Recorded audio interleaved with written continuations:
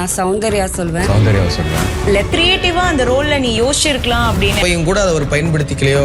இந்த வாரம் இது எதிர்பார்த்ததுதான். எப்படியும் வந்து பெண்கள் சைடு வந்து சௌந்தர்யா தான் ஒஸ்ட் பெர்ஃபார்மர் கொடுப்பாங்க அப்படின்னு நம்மளுக்கு தெரிஞ்சது தான்.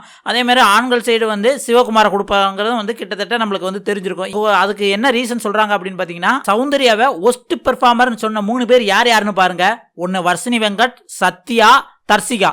இவங்க 3 பேரும் இந்த டாஸ்க்ல என்ன பண்ணிட்டாங்க. தர்சிகா என்ன பண்ணாங்க அப்படின்னம்னா, லவ் கண்டென்ட்டுக்காக ஃபுல்லா வந்து விஷாலோட தான் இருந்தாங்க சமயக்காரியா. சரியா? அதை தவிர அவங்க பெருசா என்ன பண்ணாங்கன்னு தெரியல.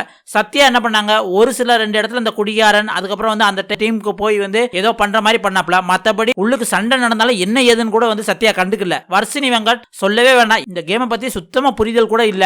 அந்த கலைப்பொருட்கள் வந்து களிமண்ணை வச்சு செஞ்சாங்க. அதுவுமே இவங்க என்ன பண்ணாங்கன்னா, அசால்ட்டா இவங்க செஞ்ச பொருளை அடுத்தவங்க செஞ்ச அந்த அளவு பொருட்கள் மேல வந்து தூக்கி போட்டு அதையும் வந்து ஸ்பாயில் பண்ணி பெண்கள் இடையில சண்டை தான் வந்தது. இவங்க 3 பேர் தான் வந்து சௌந்தர்யாவை ஒஸ்ட் பெர்ஃபார்மர்னு சொல்லியிருக்காங்க. ஏன் அப்படின்னம்னா, இவங்க 3 பேருமே நம்மளுக்கு இது திரும்பிடக்கூடாது அப்படிங்கிற மாதிரி வந்து யார் மெஜாரிட்டியா போறாங்க சௌந்தர்யாவை தான் சொல்லுவாங்க. அப்படியே நம்ம சொல்லிட்டு போயிடலாம் அப்படிங்கிற மாதிரி வந்து தான் நடத்துறாங்க. அதுவும் வந்து வர்ஷினி வந்து சௌந்தர்யா சொல்றாங்க, அவங்க வந்து ரொம்ப லத்தாஜிக்கா, அதாவது என்னன்னா ரொம்ப சோம்பேறித்தனமா எதுனாலும் அசால்ட்டா இருக்காங்க அப்படிங்கிற மாதிரி சொல்றாங்க. தர்சிகா என்ன சொல்றாங்க அப்படின்னு சௌந்தர்யா கொடுத்த ரோலை இன்னும் பெஸ்டா பண்ணிருக்கலாம் அப்படிங்கிற மாதிரி சொல்றாங்க. அதுல எந்த மாற்று கருத்து இல்லை, இன்னும் கொஞ்சம் பெஸ்ட்டாக பண்ணிருக்கலாம். பட் அவங்களுக்கு அது என்ன பண்ணுறதுன்னு ஒன்றுமே புரியல. எப்பயுமே ராணி பின்னாடியே தானே போகணும், அதை தவிர என்ன பண்ணணும்னு ஒன்றும் புரியல. கொஞ்சம் கிரியேட்டிவ் பண்ணி கலை நிகழ்ச்சி எல்லாம் பண்ணுற மாதிரி எதாவது பண்ணியிருக்கலாம், அதுவும் பண்ணல. சரி, சௌந்தர்யா ஏன் வந்து ரொம்ப இந்த வாரம் வந்து அடக்கி வாசிச்சாங்க அப்படின்னம்னா 2 காரணங்களாக பார்க்கப்படுது. ஒன்று வந்து லாஸ்ட் வீக் சௌந்தர்யாவை விஜய் சேதுபதி வந்து வச்சு செஞ்சாரு.